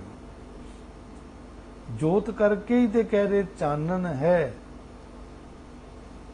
ਉਸ ਦੇ ਚਾਨਣ ਨਾਲ ਹੀ ਸਭ 'ਚ ਚਾਨਣ ਹੈ। ਤੇ ਪਹਿਲਾਂ ਕਿਹਾ ਕਿ ਸਭ ਮੇਂ ਜੋਤ ਜੋਤ ਹੈ ਸੋਏ। ਜੋਤ ਹੈ ਸੋਏ, ਸੋਏ ਹੁੰਦਾ ਖਬਰ ਦਿੰਦੀ ਹੈ ਜੋਤ ਕਿ ਮੈਂ ਹਾਂ। ਇਸ ਤੋਂ ਅੱਗੇ ਕਹਿੰਦੇ ਨੇ ਗੁਰ ਸਾਖੀ ਜੋਤ ਪ੍ਰਗਟ ਹੋਏ। ਗੁਰੂ ਦੀ ਸਿੱਖਿਆ ਦੇ ਨਾਲ ਗੁਰ ਸਾਖੀ ਜਿਹੜੀ ਸਾਡੇ ਅੰਦਰ ਜੋਤ ਹੈ ਪ੍ਰਮਾਤਮਾ ਦੀ ਉਹ ਪ੍ਰਗਟ ਹੋ ਜਾਂਦੀ ਹੈ। ਗੁਰੂ ਸਾਹਿਬ ਤੇ ਸਾਡੇ 'ਚ ਇਹੀ ਫਰਕ ਹੈ, ਉਹਨਾਂ ਦੇ ਅੰਦਰ ਜੋਤ ਪ੍ਰਗਟ ਹੋ ਗਈ। ਕਬੀਰ ਸਾਹਿਬ ਨੇ ਆਪਣੇ ਅੰਦਰ ਜੋਤ ਨੂੰ ਪ੍ਰਗਟ ਕਰ ਲਿਆ। ਅਸੀਂ ਉਸ ਜੋਤ ਨੂੰ ਆਪਣੇ ਅੰਦਰੋਂ ਹੀ ਪ੍ਰਗਟ ਕਰ ਸਕਦੇ ਹਾਂ। ਪ੍ਰਗਟ ਕਰਨ ਦਾ ਭਾਵ ਕੀ ਹੁੰਦਾ ਹੈ? ਪ੍ਰਗਟ ਕਰਨ ਦਾ ਮਤਲਬ ਇਹ ਹੁੰਦਾ ਹੈ, ਜਿਵੇਂ ਧਰਤੀ ਥੱਲੇ ਪਾਣੀ ਹੈ, ਅਸੀਂ ਪਾਣੀ ਬਾਹਰ ਕੱਢ ਲਿਆ, ਕੂਆ ਖੋਦ ਕੇ ਕੱਢ ਲਿਆ ਜਾਂ ਬੋਰਿੰਗ ਕਰਕੇ ਪਾਣੀ ਪ੍ਰਗਟ ਕਰ ਲਿਆ। ਅਗਰ ਪਾਣੀ ਨਹੀਂ ਪ੍ਰਗਟ ਕੀਤਾ ਤੇ ਇਹਦਾ ਮਤਲਬ ਇਹ ਨਹੀਂ ਕਿ ਪਾਣੀ ਨਹੀਂ ਹੈ। ਪਾਣੀ ਤੇ ਹੈ, ਪਰ ਉਹਨੂੰ ਕੋਈ ਪ੍ਰਗਟ ਕਰੇ ਤਾਂ ਹੈ। ਪਰਮਾਤਮਾ ਦੀ ਜੋਤ ਤੇ ਸਾਡੇ ਅੰਦਰ ਹੈ, ਉਹਨੂੰ ਕੋਈ ਪ੍ਰਗਟ ਕਰੇ ਤੇ ਉਹਦੀ ਮਹਿਮਾ ਹੈ। ਪ੍ਰਗਟ ਕਰੇਗਾ ਉਹ ਜਿਹਨੂੰ ਗੁਰੂ ਦੀ ਸਿੱਖਿਆ ਮਿਲੇਗੀ। ਗੁਰੂ ਸਾਖੀ ਦੇ ਨਾਲ, ਗੁਰੂ ਦੀ ਸਿੱਖਿਆ ਦੇ ਨਾਲ ਉਹ ਜੋਤ ਜੋ ਸਾਡੇ ਅੰਦਰ ਬਿਰਾਜਮਾਨ ਹੈ ਉਹ ਪ੍ਰਗਟ ਹੋ ਜਾਂਦੀ ਹੈ। ਤੇ ਗੁਰੂ ਪਾਤਸ਼ਾਹ ਕਹਿ ਰਹੇ ਨੇ, ਜੋ ਤਿਸ ਭਾਵੇ ਸੋ ਆਰਤੀ ਹੋਏ। ਜੋ ਵਾਹਿਗੁਰੂ ਨੂੰ ਭਾਵਦਾ ਹੈ, ਚੰਗਾ ਲੱਗਦਾ ਹੈ, ਉਹੀ ਹੁੰਦਾ ਹੈ ਔਰ ਉਹੀ ਉਹਦੀ ਆਰਤੀ ਹੈ। ਵਾਹਿਗੁਰੂ ਦੀ ਰਜ਼ਾ 'ਚ ਰਹਿਣਾ ਉਹੀ ਉਹਦੀ ਆਰਤੀ। ਉਹਦੀ ਰਜ਼ਾ ਨੂੰ ਕਬੂਲਣਾ ਇਹੀ ਉਹਦੀ ਆਰਤੀ ਹੈ। ਰਜ਼ਾ ਤੋਂ ਭਾਵ ਜੋ ਤਿਸ ਭਾਵੇ, ਜੋ ਨੂੰ ਭਾਵੇ ਉਹ ਆਰਤੀ ਦਾ ਰੂਪ ਹੈ। ਉਹਦੀ ਮਰਜ਼ੀ 'ਚ ਆ ਜਾਣਾ। ਉਹਦੀ ਮਰਜ਼ੀ ਕੀ ਹੈ? ਕਿਵੇਂ ਪਤਾ ਚੱਲੇ ਕਿ ਮੈਂ ਉਹਦੀ ਮਰਜ਼ੀ 'ਚ ਆਣਾ ਹੈ? ਕਿਵੇਂ ਆਣਾ ਹੈ? ਉਹਦੀ ਮਰਜ਼ੀ 'ਚ ਆਉਣ ਦਾ ਭਾਵ ਹੈ ਆਪਣੇ ਮਨ ਦਾ ਬੈਲੈਂਸ ਠੀਕ ਕਰਨਾ। ਮਨ ਦਾ ਬੈਲੈਂਸ ਨਾ ਵਿਗੜੇ, ਇਹ ਉਹਦੀ ਮਰਜ਼ੀ ਹੈ। ਇਹ ਹੈ ਰਜ਼ਾ। ਮਨ ਦਾ ਬੈਲੈਂਸ ਵਿਗੜਦਾ। ਕਿਵੇਂ ਵਿਗੜਦਾ? ਮੰਨ ਲਓ ਵੀ ਸਾਨੂੰ ਕਿਸੇ ਨੇ ਕੋਈ ਬੁਰਾ ਭਲਾ ਕਹਿ ਦਿੱਤਾ, ਸਾਨੂੰ ਕਿਸੇ ਨੇ ਕੁਝ ਐਸੇ ਅਲਫਾਜ਼ ਕਹਿ ਦਿੱਤੇ, ਸਾਡੇ ਤੋਂ ਬਰਦਾਸ਼ਤ ਨਾ ਹੋਇਆ, ਅਸੀਂ ਰਜ਼ਾ ਤੋਂ ਬਾਹਰ ਚਲੇ ਗਏ। ਸਾਨੂੰ ਕਿਸੇ ਨੇ ਕੁਝ ਕਹਿ ਦਿੱਤਾ, ਸਾਨੂੰ ਇਹ ਲੱਗਿਆ ਕਿ ਸਾਡੀ ਮਰਜ਼ੀ ਮੁਤਾਬਕ ਨਹੀਂ ਸੀ, ਅਸੀਂ ਬੜੇ ਦੁਖੀ ਹੋਏ। ਅਗਰ ਅਸੀਂ ਉਸ ਨੂੰ ਦਿਲ ਤੇ ਨਾ ਲਗਾਉਂਦੇ ਕਿ ਠੀਕ ਹੈ ਵਾਹਿਗੁਰੂ ਦੀ ਮਰਜ਼ੀ 'ਚ ਹੋ ਰਿਹਾ, ਸਭ ਠੀਕ ਹੈ, ਉਹਦੀ ਮਰਜ਼ੀ 'ਚ ਹੋ ਰਿਹਾ, ਕੋਈ ਗੱਲ ਨਹੀਂ, ਤਾਂ ਸਾਨੂੰ ਕੁਝ ਨਹੀਂ ਸੀ ਹੋਣਾ। ਪਰ ਅਸੀਂ ਮਨ ਨੂੰ ਲਾ ਲਿਆ। ਇਸੇ ਤਰ੍ਹਾਂ ਸਾਨੂੰ ਕੋਈ ਖੁਸ਼ੀ ਦੀ ਗੱਲ ਦੱਸਦਾ ਹੈ, ਸਾਡੇ ਮਨ ਦਾ ਬੈਲੈਂਸ ਵਿਗੜ ਜਾਂਦਾ। ਸਾਨੂੰ ਕੋਈ ਦੁੱਖ ਦੀ ਗੱਲ ਦੱਸਦਾ ਹੈ, ਸਾਡੇ ਮਨ ਦਾ ਬੈਲੈਂਸ ਵਿਗੜ ਜਾਂਦਾ। ਸਾਡੇ ਸਾਹਮਣੇ ਕੋਈ ਸਾਡਾ ਦੁਸ਼ਮਣ ਆ ਜਾਏ, ਸਾਡੇ ਮਨ ਦਾ ਬੈਲੈਂਸ ਵਿਗੜ ਜਾਂਦਾ। ਸਾਡੇ ਸਾਹਮਣੇ ਕੋਈ ਸਾਡਾ ਸੱਜਣ ਆ ਜਾਏ, ਸਾਡੇ ਮਨ ਦਾ ਬੈਲੈਂਸ ਵਿਗੜ ਜਾਂਦਾ ਹੈ।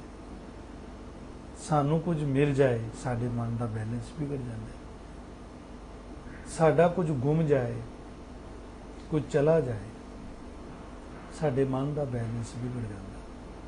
ਸਾਡੀ ਕੋਈ ਇੱਜ਼ਤ ਕਰੇ, ਅਸੀਂ ਫੁੱਲ ਜਾਂਦੇ ਹਾਂ। ਸਾਡੀ ਕੋਈ ਬੇਇੱਜ਼ਤੀ ਕਰੇ, ਅਸੀਂ ਮੁਰਝਾ ਜਾਂਦੇ। ਇਹ ਹੈ ਮਨ ਦਾ ਬੈਲੈਂਸ ਵਿਗੜਨਾ। ਗੁਰੂ ਪਾਤਸ਼ਾਹ ਕਿੱਥੇ ਕਹਿੰਦੇ ਵੀ ਜੋ ਨੂੰ ਭਾਉਂਦੇ ਉਹ ਆਰਤੀ ਹੈ। ਭਾਵ ਕਿ ਜੇ ਤੁਸੀਂ ਉਸ ਆਰਤੀ 'ਚ ਸ਼ਾਮਲ ਹੋਣਾ ਤੇ ਤੁਸੀਂ ਆਪਣੇ ਮਨ ਨੂੰ ਸੰਭਾਲੋ। ਤੁਹਾਡੇ ਮਨ ਦਾ ਬੈਲੈਂਸ ਨਹੀਂ ਵਿਗੜਨਾ ਚਾਹੀਦਾ। ਤੁਹਾਡੇ ਕੋਲ ਅਮੀਰੀ ਆ ਜਾਏ ਤਾਂ, ਤੁਹਾਡੇ ਕੋਲ ਗਰੀਬੀ ਆ ਜਾਏ ਤਾਂ, ਤੁਹਾਡੀ ਕੋਈ ਇੱਜ਼ਤ ਕਰੇ ਤਾਂ, ਤੁਹਾਡੀ ਕੋਈ ਬੇਇੱਜ਼ਤੀ ਕਰੇ ਤਾਂ, ਤੁਹਾਡੀ ਉਸਤਤ ਕਰੇ ਤਾਂ, ਤੁਹਾਡੀ ਨਿੰਦਿਆ ਕਰੇ ਤਾਂ, ਕੁਝ ਮਿਲ ਗਿਆ ਤਾਂ, ਕੁਝ ਚਲਾ ਗਿਆ ਤਾਂ, ਇਹ ਬੈਲੈਂਸ ਅਗਰ ਬਣਾ ਲਿਆ ਤਾਂ ਅਸੀਂ ਬਹੁਤ ਅੱਗੇ ਜਾ ਸਕਦੇ ਹਾਂ। ਹਿਸਾਬ ਨਹੀਂ ਲਗਾਇਆ ਜਾ ਸਕਦਾ। ਪਰ ਇਹ ਅੜਚਨਾਂ ਹੈਗੀਆਂ ਨੇ ਸਾਡੇ ਰਾਹ ਦੀਆਂ, ਜੋ ਸਾਨੂੰ ਆਪਣੇ ਅੰਦਰ ਪ੍ਰਵੇਸ਼ ਨਹੀਂ ਕਰਨ ਦਿੰਦੀਆਂ। ਅਸੀਂ ਬਾਹਰ ਹੀ ਘੁੰਮਦੇ ਰਹਿੰਦੇ ਹਾਂ। ਸਾਡੀ ਕਿਸੇ ਨੇ ਬੇਇੱਜ਼ਤੀ ਕੀਤੀ, ਹੁਣ ਅਸੀਂ ਲੋੜਦੇ ਹਾਂ ਕਿ ਸਾਡੀ ਕੋਈ ਇੱਜ਼ਤ ਕਰੇ। ਅਸੀਂ ਇੱਜ਼ਤ ਨੂੰ ਲੱਭਦੇ ਰਹਿੰਦੇ ਹਾਂ। ਸਾਡੇ ਮਨ ਦਾ ਬੈਲੈਂਸ ਹਰ ਵੇਲੇ ਵਿਗੜਿਆ ਰਹਿੰਦਾ ਹੈ। ਇਸ ਲਈ ਜੀਵਨ ਦੁੱਖ ਬਣ ਗਿਆ ਹੈ। ਇੱਥੇ ਤੱਕ ਤੇ ਗੁਰੂ ਪਾਤਸ਼ਾਹ ਨੇ ਪੂਰੀ ਜੀਵਨ ਦੀ ਨਿਰਾਕਾਰ ਤੇ ਆਕਾਰ ਦੀ ਗੱਲ ਕੀਤੀ ਹੈ। ਸਾਡੇ ਅੰਦਰ ਜਿਹੜੀ ਜੋਤ ਬਿਰਾਜਮਾਨ ਹੈ ਉਹਦਾ ਵੀ ਜ਼ਿਕਰ ਕੀਤਾ ਹੈ। ਅੱਗੇ ਇੱਕ ਅਰਦਾਸ ਹੈ। ਹਰ ਚਰਨ ਕਵਲ ਮਕਰੰਦ ਲੋਭਿਤ ਮਨੋ ਅਨ ਦਿਨੋ ਮੋਹਿ ਆਹੀ ਪਿਆਸਾ। ਹਰ ਚਰਨ ਕਵਲ, ਹਰ ਰੱਬ ਦਾ ਨਾਮ ਹੈ ਹਰੀ। ਹਰੀ ਦੇ ਜਿਹੜੇ ਚਰਨ ਕਵਲ ਨੇ, ਪਰਮਾਤਮਾ ਦੇ ਚਰਨ ਕਵਲ ਵਰਗੇ, ਕਵਲ ਫੁੱਲ ਵਰਗੇ। ਗੁਰਬਾਣੀ 'ਚ ਲਫ਼ਜ਼ ਬੜੀ ਵਾਰ ਆਉਂਦਾ ਹੈ, ਚਰਨ ਕਵਲ, ਚਰਨ ਕਮਲ, ਤੇਰੇ ਧੋਏ ਧੋਏ ਪੀਵਾਂ। ਚਰਨ ਕਮਲ ਪਰਮਾਤਮਾ ਦੇ ਕਿਹੜੇ ਹੋਏ? ਨਿਰਾਕਾਰ ਹੈ। ਨਿਰਾਕਾਰ ਦੇ ਕਿਹੜੇ ਚਰਨ ਕਮਲ ਹੋਏ? ਨਿਰਾਕਾਰ ਦੇ ਚਰਨ ਕਮਲ ਉਹਦੇ ਗੁਣ ਨੇ, ਉਹਦੀਆਂ ਖੂਬੀਆਂ ਨੇ, ਮੈਰਿਟਸ। ਪਰਮਾਤਮਾ ਦੇ ਅਨੇਕ ਗੁਣ, ਇਹ ਅਨੇਕ ਚਰਨ ਕਮਲ ਨੇ। ਮਹਾਰਾਜ ਕਹਿੰਦੇ ਵੀ ਜਿਹੜੇ ਵਾਹਿਗੁਰੂ ਤੇਰੇ ਚਰਨ ਕਮਲ ਨੇ, ਉਹਨਾਂ ਦਾ ਜਿਹੜਾ ਮਕਰੰਦ ਹੈ, ਮੇਰਾ ਮਨ ਉਹਦੇ ਉੱਤੋਂ ਲੋਭਾਏਮਾਨ ਹੋਇਆ। ਮੇਰਾ ਮਨ ਜਿਹੜਾ ਉੱਥੇ ਲੱਗਿਆ ਔਰ ਉੱਥੇ ਲੁਭਤ ਹੋਇਆ। ਭਾਵ ਕਿ ਮੇਰੇ ਮਨ ਵਿੱਚ ਇੱਕ ਐਸੀ ਗੱਲ ਜਾਗੀ ਹੈ ਕਿ ਜਿਵੇਂ ਦੁਨਿਆਵੀ ਬੰਦਾ ਲੋਭ ਕਰਦਾ ਨਾ ਕਿਸੇ ਚੀਜ਼ ਦਾ, ਕਹਿੰਦੇ ਮੈਂ ਵੀ ਲੋਭ ਕਰਦਾ, ਮੇਰੇ ਅੰਦਰ ਵੀ ਮੋਹ ਉਤਪਨ ਹੁੰਦਾ ਹੈ, ਲੋਭ ਹੁੰਦਾ ਹੈ, ਪਰ ਉਹਦੇ ਚਰਨਾਂ ਕਮਲਾਂ ਦਾ ਜਿਹੜਾ ਮਕਰੰਦ ਹੈ ਉਹਦਾ ਲੋਭ। ਮਕਰੰਦ ਹੁੰਦਾ ਜਿਵੇਂ ਅਸੀਂ ਫੁੱਲ ਦੇਖਦੇ ਹਾਂ, ਫੁੱਲ ਦਾ ਜਿਹੜਾ ਵਿਚਲਾ ਹਿੱਸਾ ਹੁੰਦਾ ਹੈ ਨਾ, ਜਿੱਥੇ ਬਿੰਦੀ ਟਾਈਪ ਕੁਝ ਹੁੰਦਾ ਹੈ, ਉਹਨੂੰ ਮਕਰੰਦ ਕਹਿੰਦੇ ਨੇ। ਉਹਦੇ ਆਲੇ ਦੁਆਲੇ ਪੰਖੜੀਆਂ ਹੁੰਦੀਆਂ ਨੇ ਫੁੱਲ ਦੀਆਂ, ਪਰ ਉਹਦਾ ਜਿਹੜਾ ਵਿਚਲਾ ਹਿੱਸਾ ਹੈ ਨਾ, ਜਿੱਥੇ ਭਵਰਾ ਬਹਿੰਦਾ ਹੈ, ਉਹਨੂੰ ਮਕਰੰਦ ਕਹਿੰਦੇ ਨੇ। ਇੱਥੇ ਮਹਾਰਾਜ ਕਹਿੰਦੇ ਵੀ ਤੇਰੇ ਜਿਹੜੇ ਚਰਨ ਕਮਲ ਨੇ, ਉਹਨਾਂ ਦਾ ਜਿਹੜਾ ਮਕਰੰਦ ਹੈ, ਮਕਰੰਦ ਦਾ ਭਾਵ ਇਹ ਹੁੰਦਾ ਹੈ ਕਿ ਵਾਹਿਗੁਰੂ ਦੀ ਜਿਹੜੀ ਖੂਬੀ ਹੈ ਉਹ ਤੇ ਚਰਨ ਹੈ ਉਹਦਾ। ਜਿਵੇਂ ਵਾਹਿਗੁਰੂ ਮਿੱਠ ਬੋਲਣਾ, ਉਹਨੇ ਮਿੱਠਾ ਬੋਲਣਾ ਇੱਕ ਫੁੱਲ ਹੈ। ਇਹਦੇ ਮਿੱਠਾ ਬੋਲਣ ਦੇ ਤੱਤ ਨੂੰ ਮੈਂ ਅਗਰ ਆਪਣੇ ਜੀਵਨ 'ਚ ਲੈਣਾ, ਇਹ ਮਕਰੰਦ ਹੈ। ਮੇਰੇ ਅੰਦਰ ਵੀ ਉਹ ਖੂਬੀ ਆ ਗਈ ਰੱਬ ਵਾਲੀ, ਮਿੱਠਾ ਬੋਲਣ ਦਾ ਸੁਭਾਅ ਮੇਰੇ ਅੰਦਰ ਵੀ ਆ ਗਿਆ, ਕਿਉਂਕਿ ਰੱਬ ਮਿੱਠਾ ਬੋਲਦਾ ਹੈ ਤੇ ਮੈਂ ਆ ਮਨ 'ਚ ਧਾਰਨ ਕੀਤਾ ਕਿ ਮੇਰਾ ਰੱਬ ਤੇ ਮਿੱਠਾ ਬੋਲਦਾ ਹੈ ਤੇ ਮੈਂ ਉਹਨੂੰ ਰੋਜ਼ ਹੀ ਮੱਥਾ ਟੇਕਦਾ, ਪਰ ਮੈਂ ਤੇ ਕਦੀ ਮਿੱਠਾ ਹੀ ਨਹੀਂ ਬੋਲਿਆ, ਮੇਰਾ ਤੇ ਸੁਭਾਅ ਹੀ ਨਹੀਂ ਮਿਲਦਾ ਉਹਦੇ ਨਾਲ, ਤਾਂ ਉਹ ਕਿਵੇਂ ਖੁਸ਼ ਹੋਏਗਾ? ਉਹਦੇ ਚਰਨਾਂ ਕਮਲਾਂ ਦਾ ਮਕਰੰਦ ਕਿ ਮੈਂ ਉਸ ਦੇ ਵਰਗਾ ਹੋ ਗਿਆ, ਉਹਦੇ ਗੁਣ ਨੂੰ ਧਾਰਨ ਕਰ ਲਿਆ। ਹਰ ਚਰਨ ਕਵਲ ਮਕਰੰਦ ਲੋਭਿਤ ਮਨੋ, ਇਹ ਮੇਰਾ ਮਨ ਲੁਭਿਤ ਹੋਇਆ ਹੈ। ਅਨ ਦਿਨੋ ਮੋਹਿ ਆਹੀ ਪਿਆਸਾ। ਅਨ ਦਿਨੋ, ਦਿਨ ਤੇ ਰਾਤ, ਹਰ ਵੇਲੇ ਮੋਹਿ ਮੇਰੇ ਅੰਦਰ ਆਹੀ ਪਿਆਸ, ਇਹੀ ਪਿਆਸ ਹੈ ਕਿ ਮੈਂ ਹੁਣ ਵਾਹਿਗੁਰੂ ਦੇ ਗੁਣ ਇਕੱਠੇ ਕਰਾਂ, ਵਾਹਿਗੁਰੂ ਜੈਸਾ ਬਣਾ, ਜੈਸਾ ਵਾਹਿਗੁਰੂ ਹੈ ਉਹ ਖੂਬੀਆਂ ਮੇਰੇ ਅੰਦਰ ਵੀ ਪ੍ਰਵੇਸ਼ ਕਰ ਜਾਣ। ਤੇ ਅਰਦਾਸ ਹੈ, ਕਿਰਪਾ ਜਲ ਦੇ ਨਾਨਕ ਸਾਰੰਗ ਕੋ। ਕਿਰਪਾ ਦਾ ਜਲ ਦੇਣ ਵਾਲਾ, ਕਿਰਪਾ ਦਾ ਮੀਂਹ ਵਰਸਾਉਣ ਵਾਲਾ ਰੱਬ, ਕਿਰਪਾ ਦਾ ਮੀਂਹ ਬਰਸਾਉਣ ਵਾਲੇ ਨਾਨਕ ਜੀ ਕਹਿ ਰਹੇ ਨੇ, ਹੇ ਰੱਬ ਜੀ, ਕਿਰਪਾ ਜਲ ਦੇਣ ਵਾਲੇ, ਕਿਰਪਾ ਦਾ ਜਲ ਬਰਸਾਉਣ ਵਾਲੇ, ਇਸ ਸਾਰੰਗ ਨੂੰ ਦਿਓ। ਸਾਰੰਗ ਪਪੀਏ ਨੂੰ ਕਹਿੰਦੇ ਨੇ। ਇਹ ਨਾਨਕ ਸਾਰੰਗ ਨੂੰ ਤੁਸੀਂ ਕਿਰਪਾ ਦਾ ਜਲ ਦਿਓ, ਕਿਰਪਾ ਦਾ ਮੀਂਹ ਵਰਸਾਓ। ਕਿਰਪਾ ਜਲ ਦੇ ਨਾਨਕ ਸਾਰੰਗ ਕੋ, ਹੋਏ ਜਾਤੇ ਤੇਰੇ ਨਾਇ ਵਾਸਾ। ਹੋ ਜਾਏ ਪਰਮਾਤਮਾ, ਤੇਰੇ ਨਾਮ 'ਚ ਸਾਡਾ ਵਾਸ ਹੋ ਜਾਏ, ਇਹ ਸਾਡਾ ਮਨ ਤੇਰੇ ਨਾਮ 'ਚ ਪ੍ਰਵੇਸ਼ ਕਰ ਜਾਏ। ਤੁਸੀਂ ਕਿਰਪਾ ਦਾ ਜਲ ਵਰਸਾਓ, ਆਪਣੀ ਮਿਹਰ ਕਰੋ, ਬਖਸ਼ਿਸ਼ ਕਰੋ, ਤੇਰੇ ਨਾਮ ਨਾਲ ਜੁੜ ਸਕੀਏ, ਤੇਰੇ ਨਾਮ ਦੀ ਸਮਝ ਆ ਸਕੇ। ਤੇਰਾ ਨਾਮ ਦੋ ਗੱਲਾਂ ਤੇ ਹੈ।